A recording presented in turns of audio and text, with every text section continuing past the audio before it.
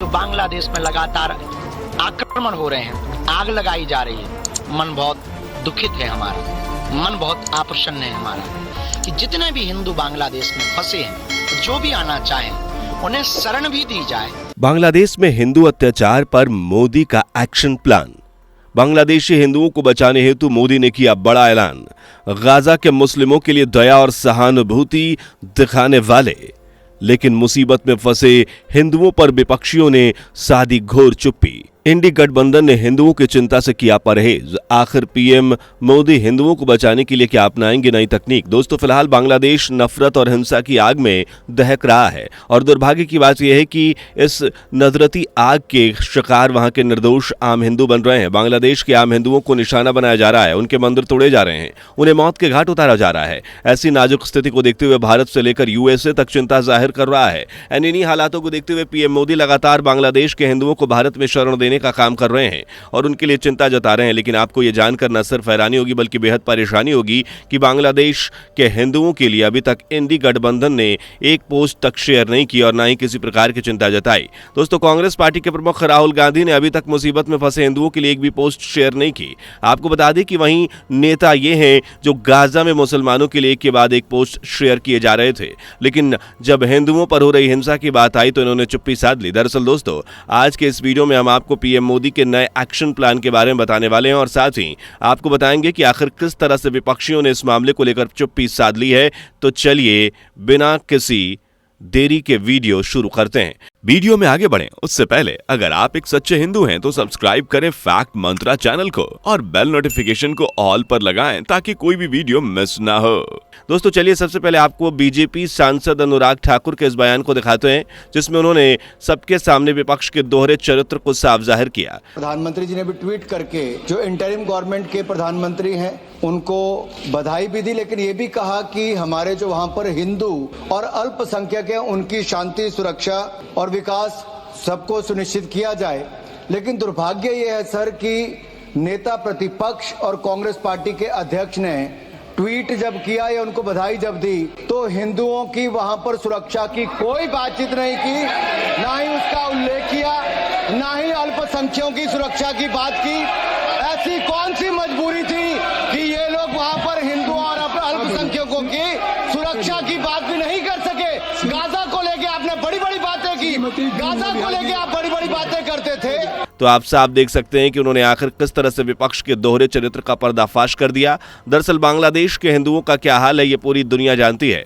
यहां तक कि यूएसए भी मुसीबत में फंसे हिंदुओं के लिए चिंता जता चुका है और पीएम मोदी तो अपनी पोस्ट में चिंता को जाहिर कर ही चुके हैं और बांग्लादेश में फंसे हिंदू लोगों को बाहर निकाल भी रहे हैं। लेकिन वहीं विपक्ष को इस तरह हिंदुओं के लिए ना तो कोई चिंता जताई गई है और ना ही कोई पोस्ट शेयर की गई है। ऐसे में राहुल गांधी के साथ साथ विपक्ष के सभी नेताओं का दोहरा कैरेक्टर सबके सामने आ रहा है। लेकिन इसी बीच मोदी सरकार ने बांग्लादेश के अल्पसंख्यकों और हिंदुओं को बचाने के लिए एक बड़ा एक्शन लिया है। तो आखिर क्या पीएम मोदी का नया एक्शन प्लान, आइए आपको समझाते हैं। दरअसल दोस्तों, बांग्लादेश में जारी हिंसा में हिंदुओं और अल्पसंख्यकों को अत्याचार का सामना करना पड़ रहा है, उन्हें निशाना बनाया जा रहा है, जिसके चलते भारत बांग्लादेश सीमा पर काफी ज्यादा तनाव की सिचुएशन है। ऐसे में सीमा पर निगरानी रखने के लिए एक हाई लेवल कमेटी का गठन किया गया है जिसकी जानकारी खुद केंद्रीय गृह मंत्री अमित शाह ने दी है। इस समिति की अध्यक्षता एडीजी सीमा सुरक्षा बल और पूर्वी कमान करेंगे। दरअसल केंद्र सरकार द्वारा गठित इस कमेटी के सदस्य बांग्लादेश में अपने समकक्ष के अधिकारियों के साथ बातचीत करेंगे जिससे वहां रहने वाले हिंदुओं समेत सभी अल्पसंख्यकों की सुरक्षा सुनिश्चित की जाए। दरअसल central home minister Amit Shah ने कल ही अपने सोशल मीडिया प्लेटफॉर्म एक्स पर लिखा कि बांग्लादेश में जारी हालात के मद्देनजर मोदी सरकार ने भारत बांग्लादेश सीमा पर मौजूद हालात पर नजर बनाए रखने के लिए एक समिति का गठन किया है। यह समिति बांग्लादेश में अपने समकक्ष अधिकारियों के साथ संवाद बनाए रखेगी जिससे वहां रहने वाले भारतीय नागरिकों, हिंदुओं और अन्य अल्पसंख्यक समुदायों की सुरक्षा सुनिश्चित की जा सके। जिस तरह से मोदी सरकार बांग्लादेश में फंसे हिंदुओं और अल्पसंख्यकों के लिए लगातार कोशिश कर रही है, उन्हें देश में शरण देने का काम भी कर रही है। दोस्तों, बांग्लादेश में हिंदुओं के घरों में घुसकर उपद्रवियों और प्रदर्शनकारियों द्वारा लूटपाट की जा रही है। इतना ही नहीं, कई हिंदुओं की मौत की खबरें भी सामने आई हैं। प्रदर्शनकारी हिंदू मंदिरों में जमकर तोड़फोड़ कर रहे हैं जिसके चलते वहां हिंदुओं की सुरक्षा पर सवाल खड़े हो गए हैं। ऐसी खतरनाक स्थिति को देखते हुए केंद्रीय गृह मंत्री अमित शाह ने न केवल कमेटी का ऐलान किया बल्कि ये भी बता दिया है कि उस कमेटी की अध्यक्षता अध्यक्षता आखिर कौन करेगा। उन्होंने कहा कि समिति की अध्यक्षता एडीजी सीमा सुरक्षा बल पूर्वी कमान के पास होगी। बाय द वे, बांग्लादेश में तख्ता पलट के चलते कई घरों में पत्थरबाजी, लूटपाट, हत्या की खबरें सामने आ रही हैं। इन प्रदर्शनकारियों ने हिंदुओं के मंदिरों और मठों को भी अपना निशाना बनाया है और वहां लगातार हमले कर रहे हैं।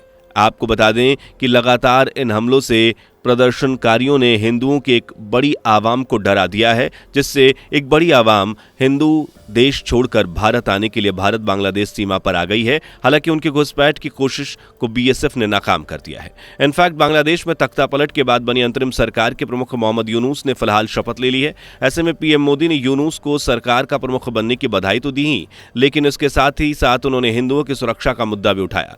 दरअसल पीएम मोदी ने उम्मीद जताई कि बांग्लादेश अब एक बार फिर शांति के रास्ते पर चलेगा और अल्पसंख्यकों की सुरक्षा के लिए सरकार सभी जरूरी कदम उठाएगी। हालांकि इन सब फैसलों का फिलहाल कोई ज्यादा असर नहीं पड़ रहा एंड कट्टरपंथी मुसलमानों की भीड़ अल्पसंख्यक हिंदुओं के घरों, प्रतिष्ठानों, मंदिरों पर हमले लगातार कर रही है। कट्टरपंथियों के हमलों में कई निर्दोष हिंदू मारे जा चुके हैं। जान बचाने के लिए भारी संख्या में हिंदू भारत में शरण लेने के लिए सीमा पर पहुंच रहे हैं। ऐसे में पड़ोसी देश होने के नाते भारत के लिए बड़ा सरदर्द पैदा हो गया है।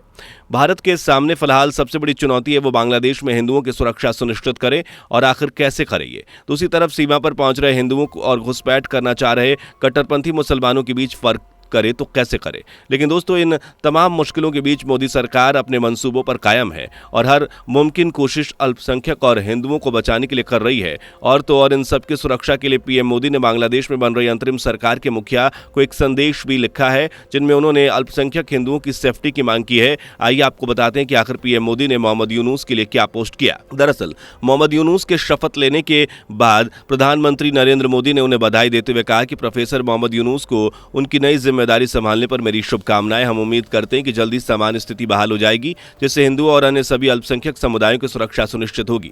भारत शांति, सुरक्षा और विकास के लिए दोनों देशों के लोगों की साझा आकांक्षाओं को पूरा करने के लिए बांग्लादेश के साथ काम करने के लिए प्रतिबद्ध है। तो इस तरह पीएम मोदी ने बांग्लादेश में बनी अंतरिम सरकार के मुखिया के लिए पोस्ट किया, जिससे हिंदुओं और अल्पसंख्यकों की सुरक्षा का भी जिक्र हुआ एंड इसके लिए कमेटी तो बनी गई है। यानी पीएम मोदी हर तरीके से मुसीबत में फंसे हिंदुओं के लिए काम कर रहे हैं, तो वहीं विपक्षी नेताओं को एक पोस्ट लिखने तक में परेशानी हो रही है।